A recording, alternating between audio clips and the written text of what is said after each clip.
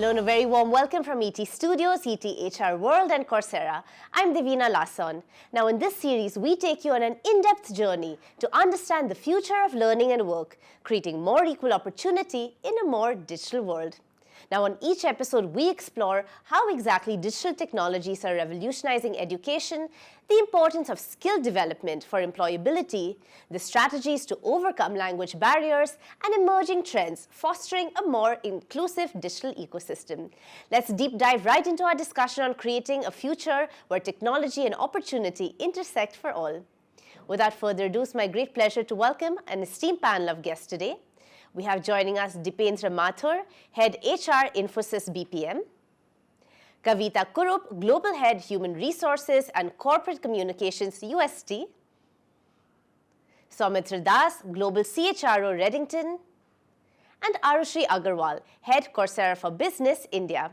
Right, ladies and gentlemen, thank you so much for joining. It's an absolute pleasure to have you here today on ET Studios. Thank you very much. Thank you. Thank you. Thank you. Thank you. And you know, we're here with all of you, a very esteemed group of leaders in your own industries, in your own organizations, and you're going to talk us through the future of learning in the workplace today. So just to help us get started, if each of you can tell us in your perspective, in your experience, how do you see the evolution of mission-critical skill development in your organizations really boosting the overall business, helping the bottom line, and really being sort of part of the overall business agenda of your various organizations? Let's start with you. Thank you very much, and it's great to be here amongst all of you, and thank you for inviting me. Thank you, Deependra. So I think what's really happening is that the world is changing very fast, and you know, with this fast change which is there's a lot of need for continuous upskilling of people. Absolutely. And one has to be really innovative, one really has to be on the ball to really understand how to take the organization forward. And I think that's the challenge that we are facing. People like to work hybrid, they don't come to the office very often. And how do you ensure that people are skilled? And I think it's a great challenge, something that we are all enjoying, and I look forward to hearing from you as well. Absolutely. Thank you. We're going to deep dive into this with each one of you. But yeah, Kavita, let's get you in on this. Absolutely. And I think just adding on to what he just said, I think learning today, you know, and just to save some time, it needs to be an acronym called SWIFT, right? It needs to be SMART. Yes. It needs to be something that the entire workforce can align towards and focus on. It needs to be very intuitive, where it's the world of mass personalization, where there is standardization, but everyone feels that, oh my God, this is made just for me, and that's why I need to do it, right? It needs to be futuristic. We have to be constantly learning, and something that I've seen evolve is that learning agility has become a core competency today, not just for organizations, but for employees as well. So the what's in it for me from an organization, employee, as well as from a professional standpoint is all around how quickly can I learn, unlearn, and relearn. And finally, the T, which is it has to be timely, because if we learn too much too soon, we're just going to be waiting for opportunities to come our way. Yeah. But if we learn it too less, then the opportunities happen behind us, right, and we are now playing catch up. Sure. So it's really a question of how swiftly can you really make sure that your workforce continues to stay relevant in this constantly changing environment, and the organization that's able to provide people that will be the organization that has got a lot of engagement and retention. Absolutely. Wonderful. Thank you for that. Soumitra? Hey, thanks for having me here. I think I echo what both Deependra and Kavita said. You know, the world is changing rapidly around us, and I think it's changing in a digital way, right? In Redington, we call this technology friction, which is basically the innovation in technology and the rate of adoption. And I think it not only applies to a larger holistic environment across the country or across the world, but it applies to our own workplaces also. When we talk about digital, there are two fundamental things that we talk about. One is whether you have the infrastructure to do digital, and secondly, your mindset to do digital, right? When we talk about mission critical skills, it's all about those things. How are you applying technology, okay, to make sure that the company is competitive, number one. Number two is that it is sustainable, okay. So we are talking about future skills, we are talking about how we can build those skills, how we can apply technology to build those skills, right. So it's a case of, kind of doing an assessment. How do we use, say, for example, new age technology like Gen AI, okay, to assess people?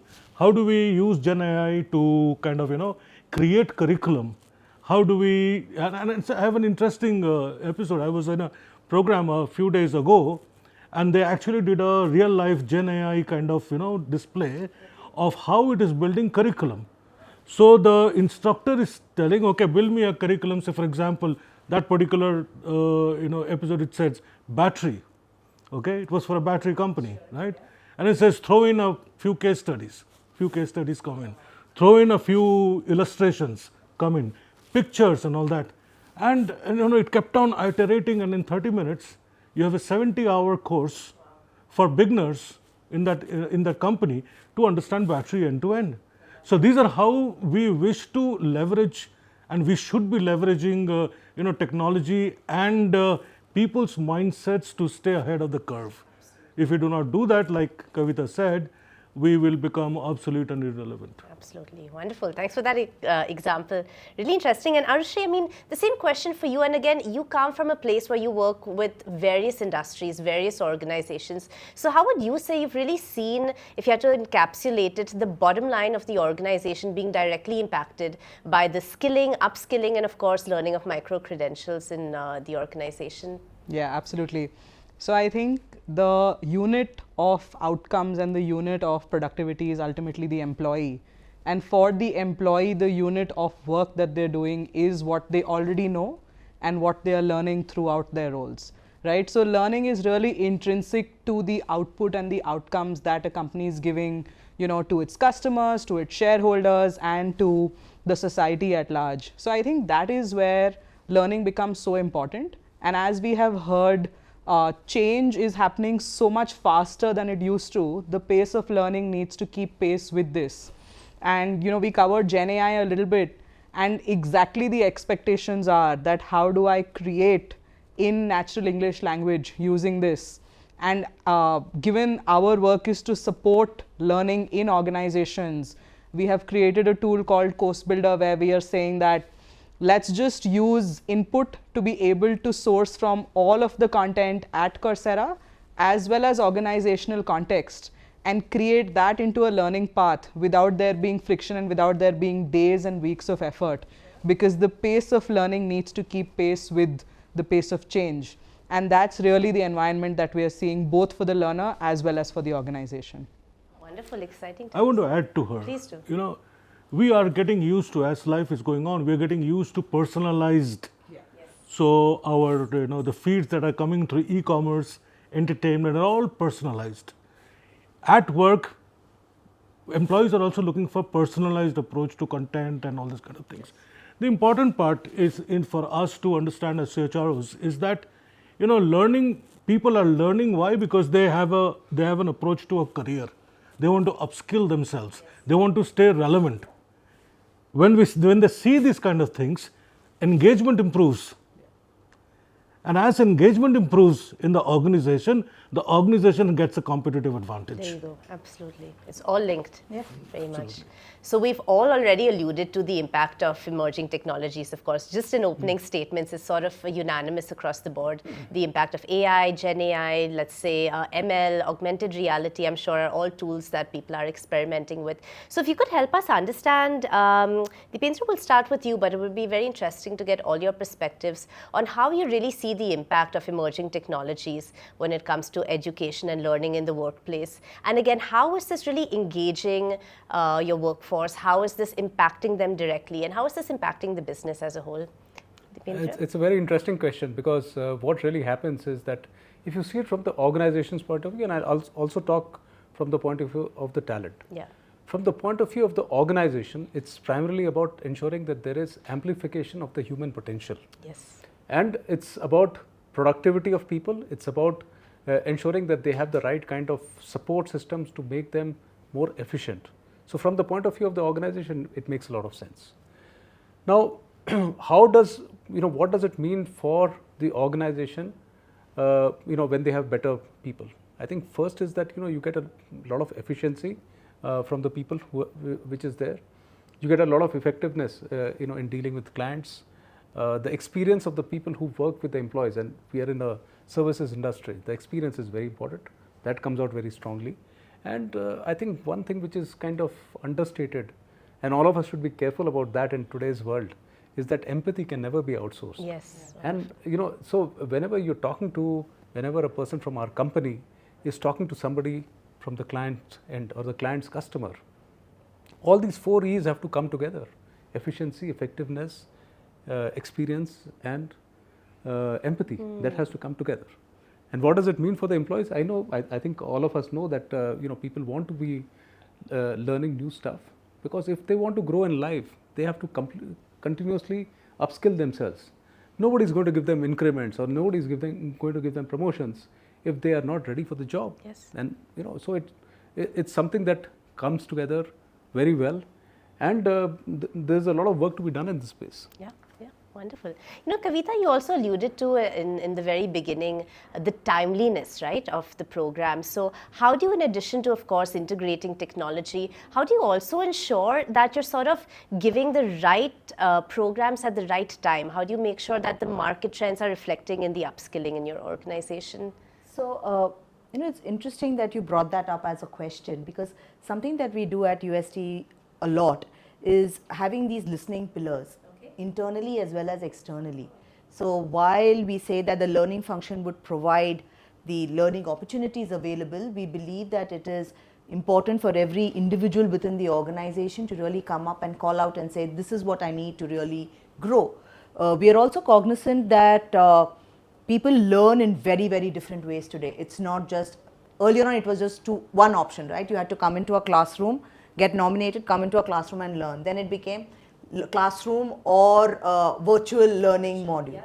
Then it became a blended concept. But today you have, most of my people learn on their own. So even before we nominate them, they have already gone and nominate themselves either on sites like Coursera or Cornerstone or in plural site, any of those. They are deciding what makes sense for them. So that connection with the larger population internally is very, very important to know what are the skills that they see as skills that are coming, emerging skills, right? And make sure that there are enough opportunities for them in all the formats that they might learn. So some people might want to be very visual, so some people might want to listen in, some people might want to actually create it, so you create like a little sandbox for them to go and learn on their own. Other people like to learn from their friends and try and create that peer network. So I think the learning function is now moving into almost a facilitation mode, where you're just trying to create networks and communities of practice where people can go and explore and learn on their own. That is one part of it. The external part, we rely very heavily not just on our client partners and our directors who interact with the clients, but also on the clients. And we do that very well, because every time we sign on with a client, we set up a client university for them.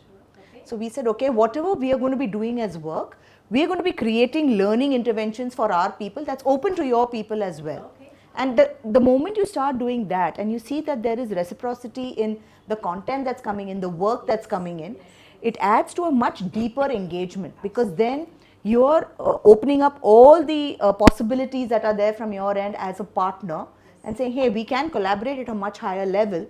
And you're giving the client the opportunity of saying, hey, we're doing some cool stuff and you're doing some cool stuff. But together, I'm sure we'd be able to elevate the experience of learning for a lot of people. And that will help increase engagement, as he said, right, on both sides, retention of people. And all of this, leads to productivity and the bottom line, right? The revenues will go up. So it is a win-win for everybody. And when people start seeing that you're not being pushed into a learning intervention, you're not being, when you stop thinking beyond the menu and the venue, then it starts making sense, right? You think about what is it that makes sense for me and how is it that I can contribute, because hey, the organization is thinking about me as a person and not just as a group of 35, 50, 100 people. That's when it adds value. Absolutely, absolutely. When there's sort of like increasing the value addition to the individuals, to your partners as well. Yeah, wonderful, really interesting. Soumitra, let's get you in on this. Again, your perspective on how digital technologies are really impacting the learning process. You've already given us a very interesting example with the AI integration. But yeah, if you can just sort of help us understand how you really see this moving forward. Okay. So I think there is a huge, huge impact of digital technology on learning, starting from IoT to AR, VR to Gen AI, a blockchain, whatever you have, right? And I think it's important for us to understand that we are in organizations trying to create two things. One is customer experience and one is employee experience, right? These two are the most primary thing, and like she says, bottom line is performance and productivity, your gross margin per employee or EBITDA per employee, all these things will get impacted. So when we are looking at customer experiences and we are looking at employee experiences, we are trying to build those with the employee in mind. Okay, that's the end. Okay, how can the employee actually get that question, like what is in it for me, and in addition to having learned himself, is able to transfer the learning to others and especially to customers. So I think the core of all this is a great LMS, a learning management, or what we call today a learning experience platform, right? And that should be kind of coupled with AI, and there should be interoperability in terms of all the islands of automation that you have, hiring, your listening posts, your talent management system, your succession planning, performance management, all should dovetail into that. Because at the end of the day, inputs coming from there will create that learning experience for that particular person, right? And then you have, once you get that guy to understand that this is where the organization is going, this is where I am, this is the catch up I must do, the organization must, the LMS must tell him that, okay, here are the programs you must attend, these are external through LinkedIn, Coursera, whatever it is, and these are internal that we are going to do. Then you decide hybrid, non-hybrid and all this kind of stuff. So it's a very interesting way that you built up this entire ecosystem of digital learning within the organization.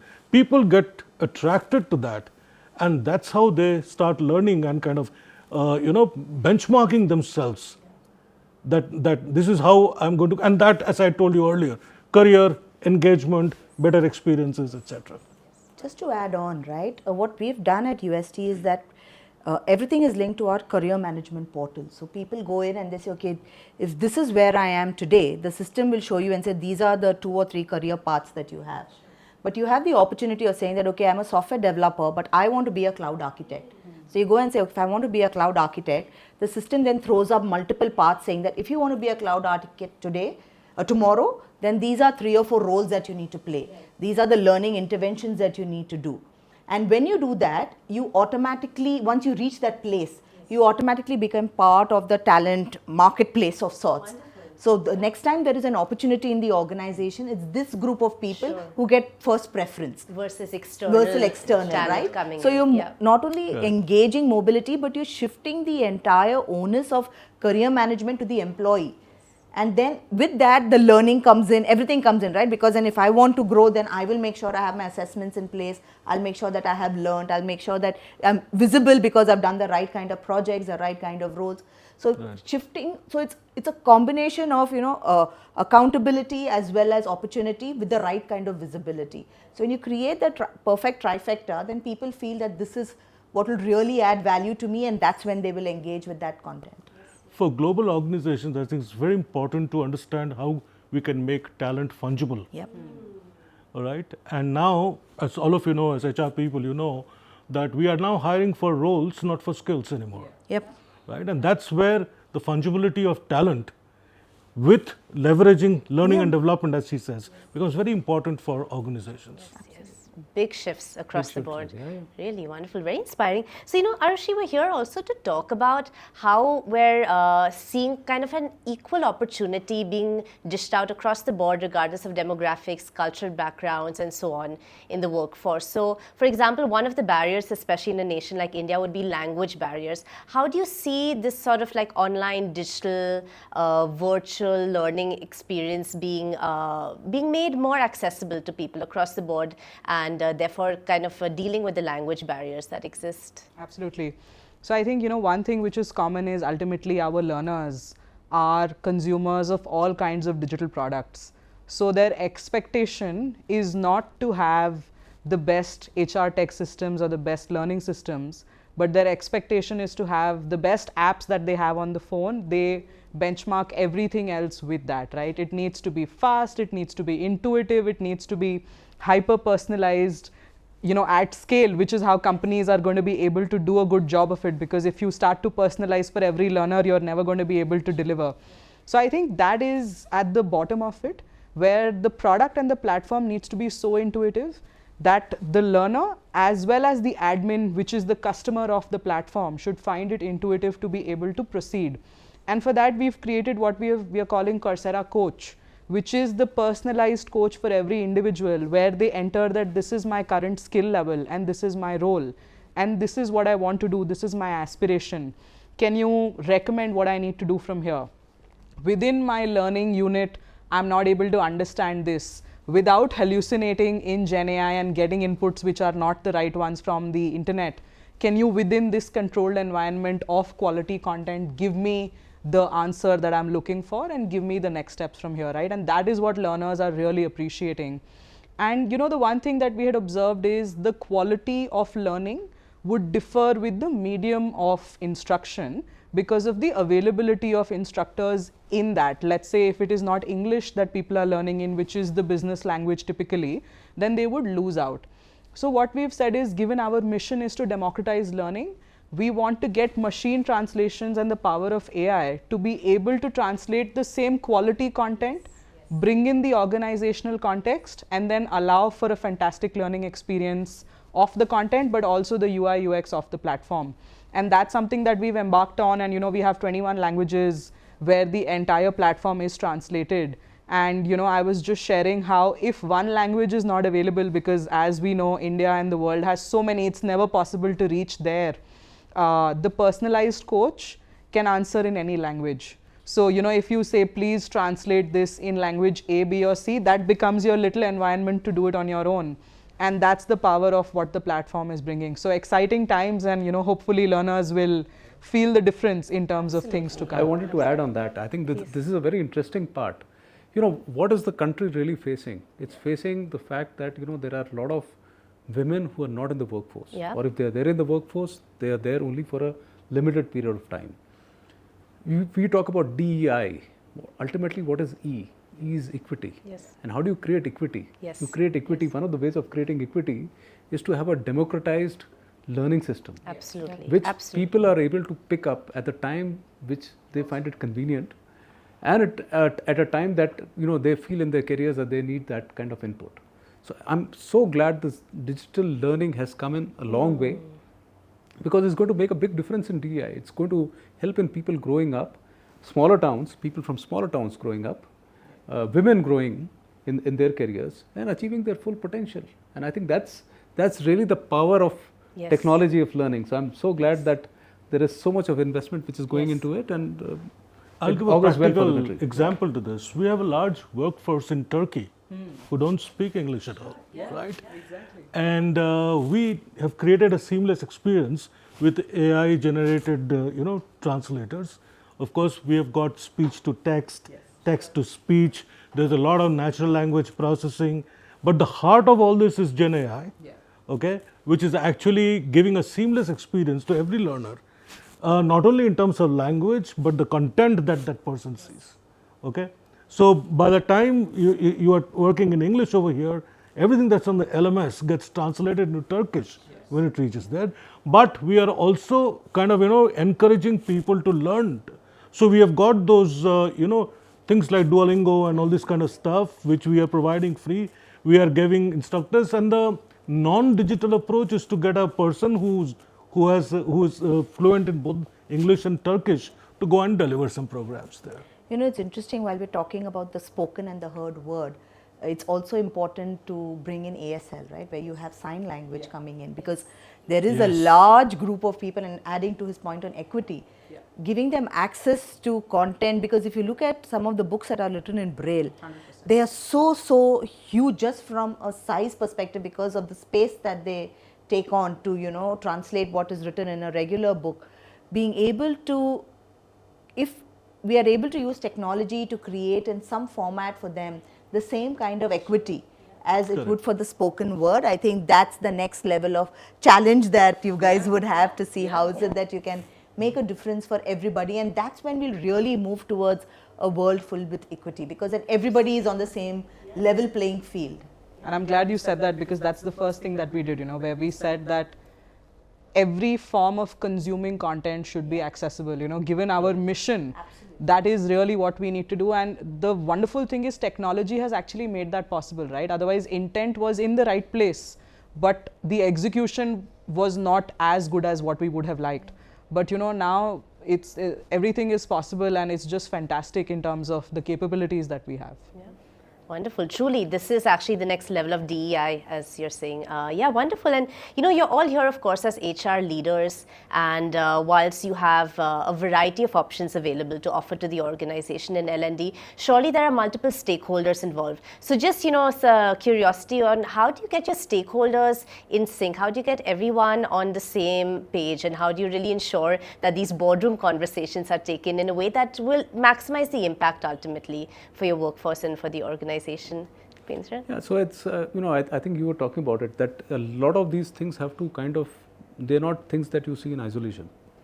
You see them as a part of the larger mission or the larger picture of what is the kind of work which is going to be there, what's the future, where are we going and catching the future, what are we doing to reach there, what is the kind of skills which are required, how do you get, you know, if people take those skills and what are the skills costed at, what is the price that the clients are willing to pay for it, and try to build that entire ecosystem around learning, careers, growth, compensation, rewards, all together. And if you have all these things together, then everybody buys it. But if you do it in isolation, then it's going to be very difficult. Then it looks like only a cost center. So how do you make it into a full-fledged program? And that's the biggest challenge that all CHROs have. Yeah, I'm sure. Wonderful. Yeah, everyone's thoughts on this, please. So I think it's important that as not just as you know, people leaders, everybody in the organization, it's important to align to the purpose of the organization. So UST's purpose is transforming lives of our employees, of the clients and the world around us. So when the purpose is that strong, it becomes very easy to say that, you know, this is why we are doing a certain intervention. The second is that the what's in it for me, for the organization, the employees and the individual all have to be in sync. So once you have those two in place, then it's extremely easy to get a seat at the table and to even sell what you're bringing to the table, because the organization is saying, okay, so if you do this, revenue gets hit, you know, we are doing ESG campaigns get hit, DAI builds up, retention, all of those metrics that are wonderfully looked at the board level get ticked off. As an employee, I look at it and say, oh, this gives me a lot of Instagrammable moments. I can get to talk about it on social media beyond first day at work and last day at work hashtags. I get to do a lot more, and that's a great thing. And then parallelly, I get to grow my career, get more money, I get to do a lot of things, there is a lot of visibility.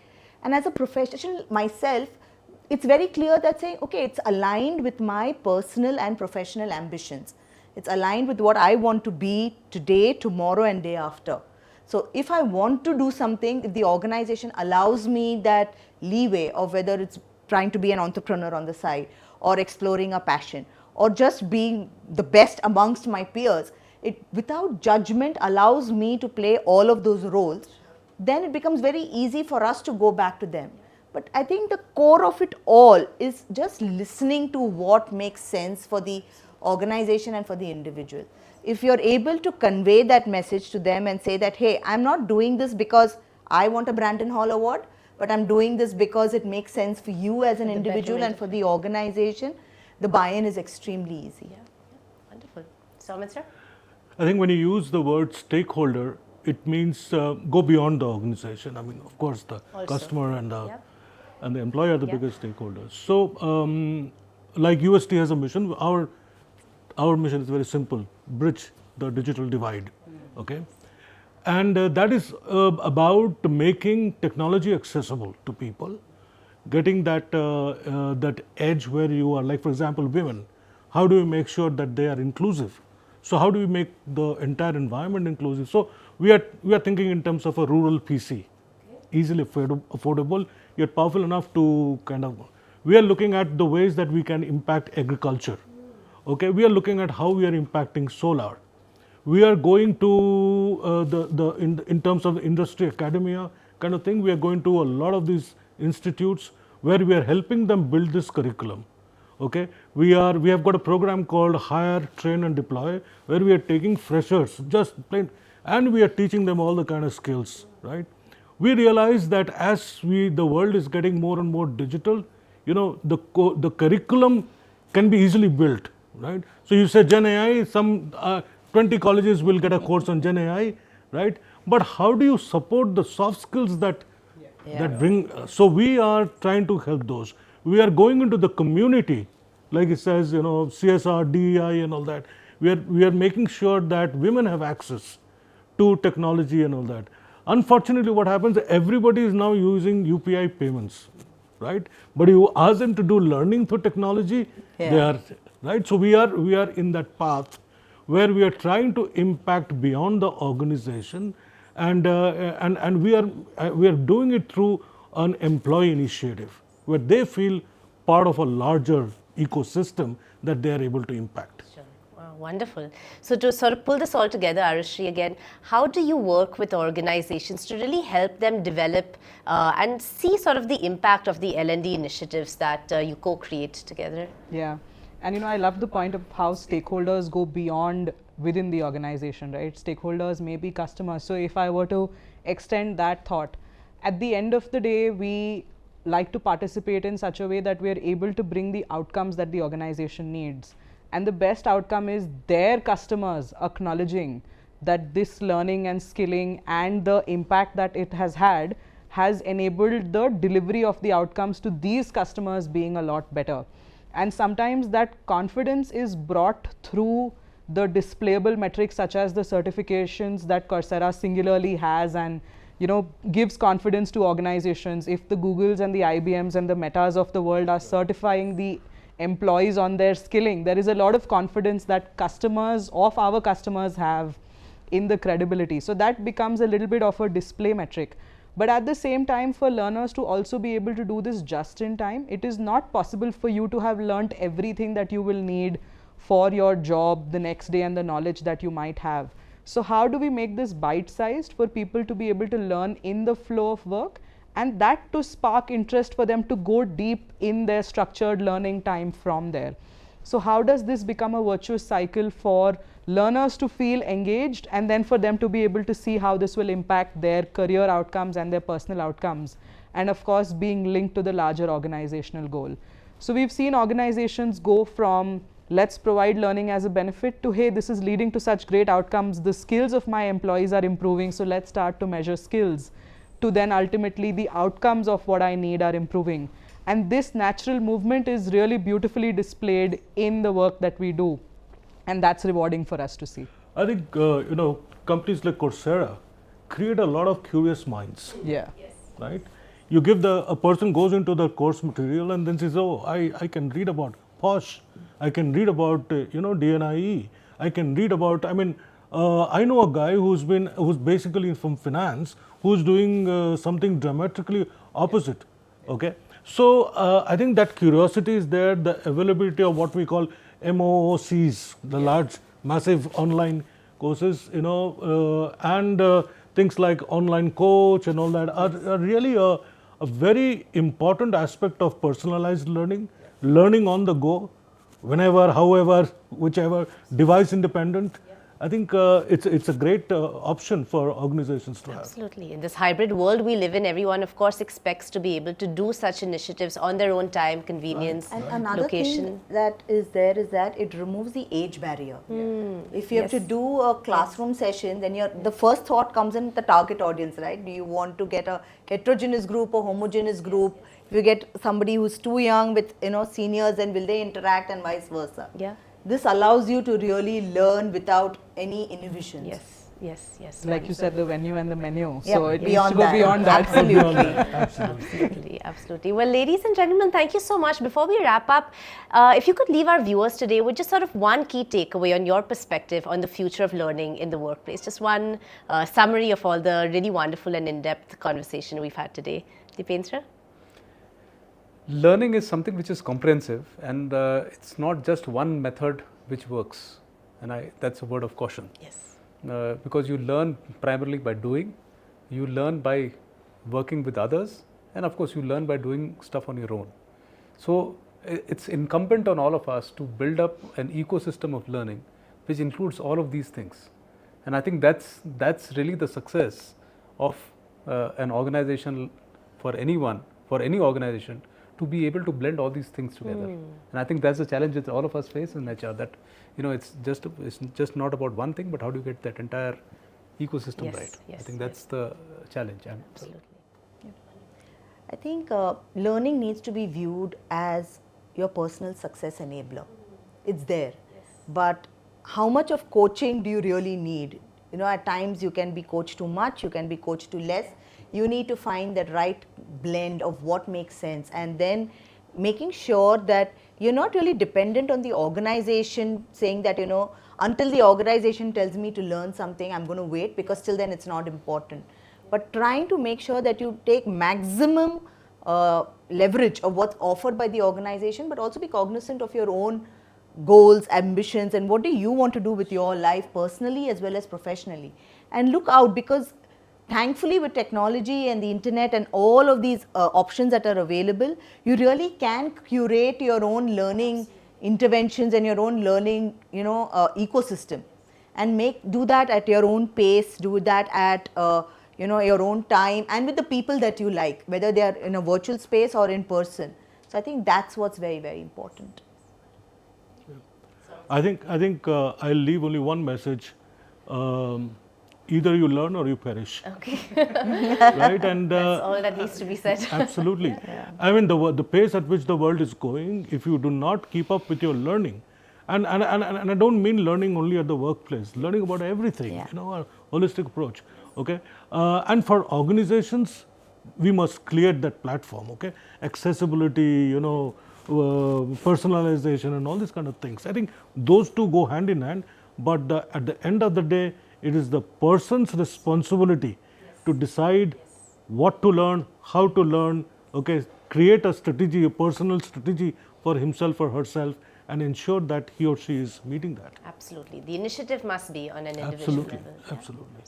Arushee? Yeah.